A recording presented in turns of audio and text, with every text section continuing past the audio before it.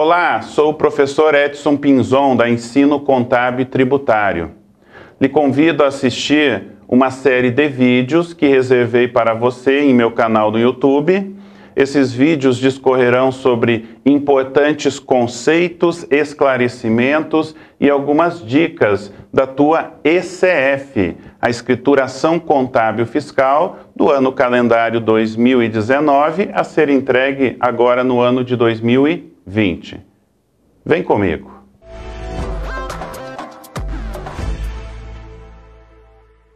Nesse importante vídeo, abordaremos o registro N620, que é a apuração mensal por estimativa para quem optou pelo lucro real anual. Lembrando que o correspondente a ele para a contribuição social é o registro N660 da tua ECF. Portanto, este registro não existe na ECF de lucro real trimestral. Inicialmente, estou te apresentando aqui uma tela, uma imagem do registro N620. No meu exemplo, que eu peguei de uma empresa, corresponde à apuração intermediária do mês de fevereiro, isso mesmo. E vamos transcorrer sobre alguns dos intervalos de linhas e o seu correto preenchimento. Primeira sequência de linhas. As linhas 7 a 17.01, que contemplam as chamadas deduções de incentivos fiscais. Prioritariamente aqui nós temos a dedução do PAT, limitada a 4% do IRPJ devido à alíquota de 15%, conforme o decreto número 5 de 1991, e nós temos uma série de outras doações que são incentivadas. Doações como Estatuto da Criança e do Adolescente, Estatuto do Idoso, atendimento oncológico, cultural, dentre outras. Observe o que eu transcrevi para você através desse comentário. Observar os limites admitidos pela legislação, isso mesmo. Poxa, Edson, mas eu achava que essas deduções só ocorriam na aba anual. Não, é do engano. Isso é uma lenda urbana. Eu posso sim me utilizar das deduções nas antecipações mensais obrigatórias. Agora, é claro, exemplo de uma doação ao fundo da criança e adolescente. Como, dependendo do critério que eu me valer para o mês, sim, nós temos dois critérios aqui: receita bruta e acréscimos e balancete de suspensão ou redução. Se eu estiver no critério receita bruta e acréscimos, neste caso eu só posso deduzir uma doação ao fundo da criança e adolescente se ela tiver ocorrido naquele exato mês de apuração, que aqui no meu exemplo corresponde ao mês de fevereiro. Se eu estivesse no balancete de suspensão ou redução, aí a coisa muda de figura, porque eu posso ter efetuado o desembolso da doação em janeiro, mas considerando que no critério de balancete as informações são cumulativas, isso mesmo, neste caso eu estarei deduzindo dentro do limite legal de 1% do IR devido à alíquota de 15%, a doação destinada aos fundos da criança e do adolescente. Portanto, acompanhando aqui, ponto 1, sobre o IRPJ devido à alíquota de 15%, nós temos 4%, que é o limitador do PAT, e 1% que são os limitadores para Estatuto ou Fundo da Criança e Adolescente, Estatuto do Idoso, Desporto, Pronon e Pronas, que estão entre as linhas 12 a 16. 1% cada uma dessas deduções por incentivos fiscais. Aí nós temos também uma outra possibilidade, ou categoria, que aqui eu estou relatando como a principal: remuneração decorrente da prorrogação de licença maternidade ou paternidade. Algumas empresas exercem essa opção, é o chamado programa Empresa Cidadã. Portanto, se você aderiu a este programa, você vai cobrir, no caso de uma licença maternidade, 2 meses extras por conta do empregador, mas esse valor ele é dedutível diretamente do teu IR devido. Nesse caso, não é somente sobre o IR devido à alíquota de 15%, galera. É todo o IR devido restante, incluindo o adicional. Linha 20, muito importante. Imposto de renda devido em meses anteriores.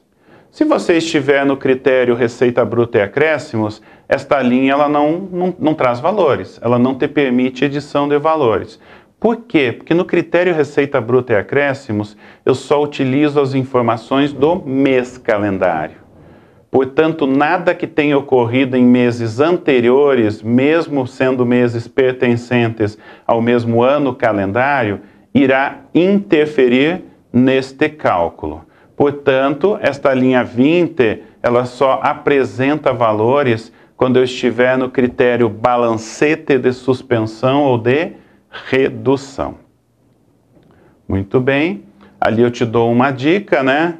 Traz automaticamente os valores a partir da aba fevereiro, se o critério for balancete de suspensão ou redução, e base cálculo do tributo acumulados desde 1º de janeiro, sempre acumulado no critério balancete de suspensão ou redução.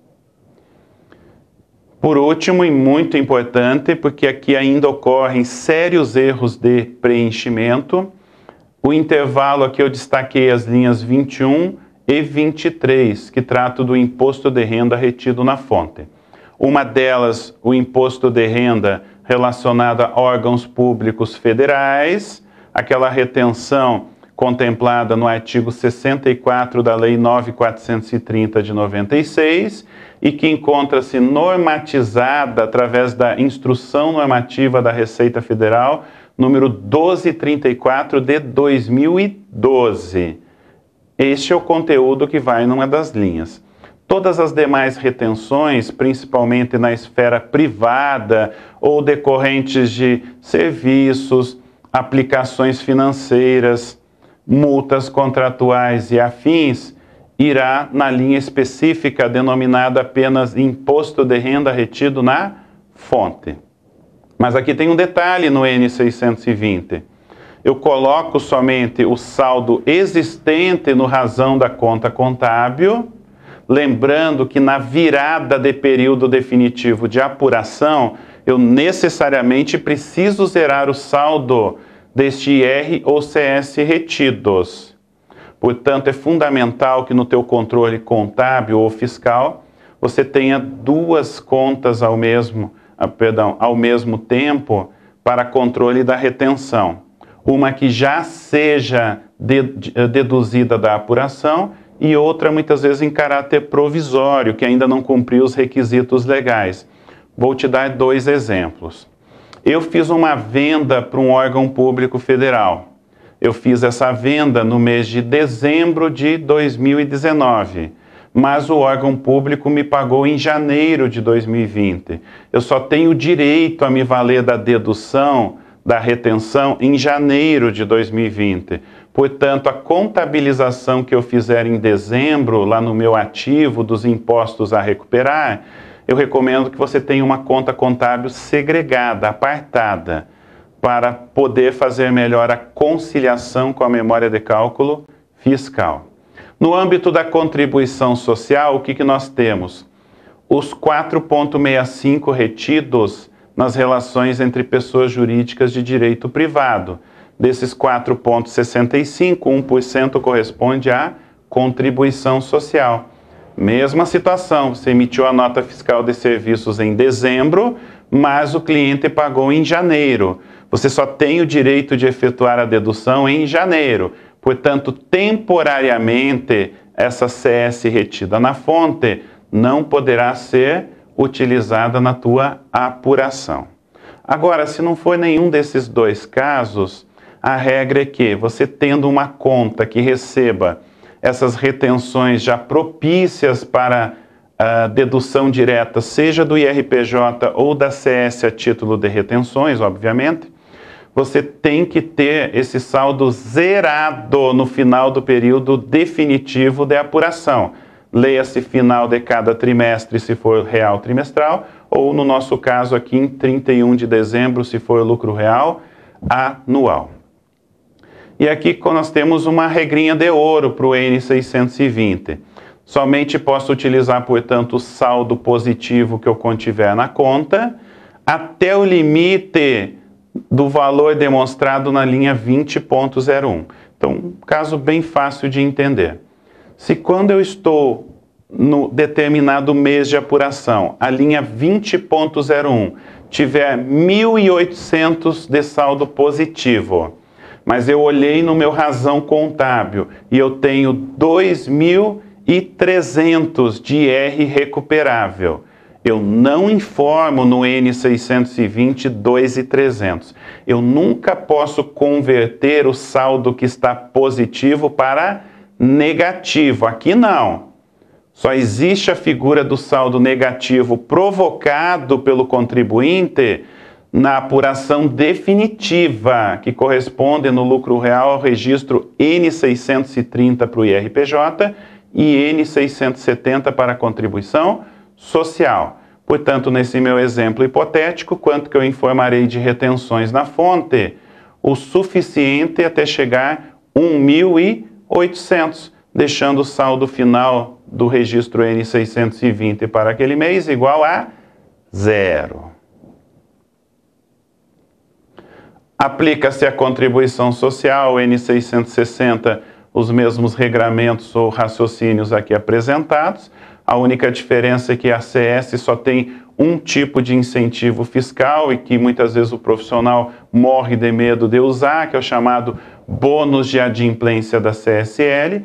Não tem essa mesma gama ou enormidade de deduções ou descontos diretos como tem no IRPJ de lucro real.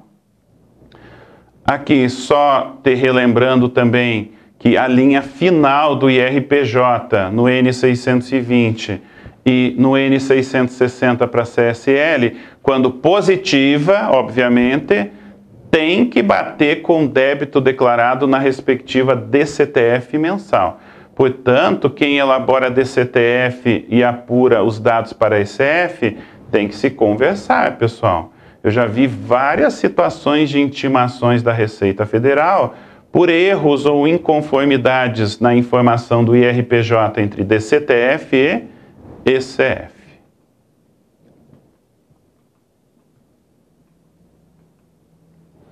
Aqui uns comentários finais em relação a estes registros das antecipações mensais obrigatórias.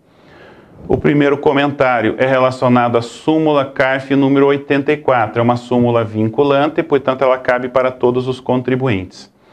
Pagamento indevido ao maior da antecipação mensal obrigatória não pode ser cumulado para formar saldo negativo. Essa é uma prática que alguns profissionais teimam em fazer, mas está em desacordo com o CARF. Se houver um pagamento a maior num determinado mês, essa diferença tem que ser imediatamente reclassificada na contabilidade para pagamento a maior, também no ativo, IRPJ compensar, e você pode efetuar a compensação desde que o débito esteja permitido pela instrução normativa, obviamente. Nesse caso, eu recomendaria compensar com débitos de PIS, COFINS ou imposto de renda retido na fonte, para quem é lucro real anual. Portanto, não esquece, é pagamento indevido a maior. Portanto, o PERDECOMP vai ser feito como pagamento indevido ou a maior. A vantagem também é que já começa a correr a atualização ou correção Selic no mês posterior ao do pagamento indevido ou a maior. Você não precisa esperar a virada de ano, que é o que ocorre quando compõe saldo negativo.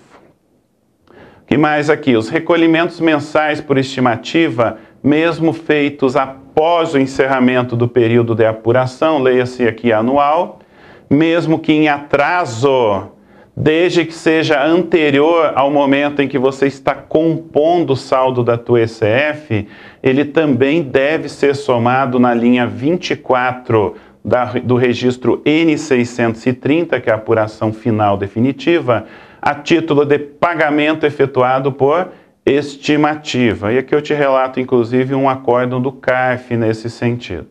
Portanto, não esquece, não é balanço patrimonial. não é passivo contábil. Tem gente que acaba deixando o saldo final do registro N630 equivalente ao IRPJ positivo da competência dezembro. Está errado.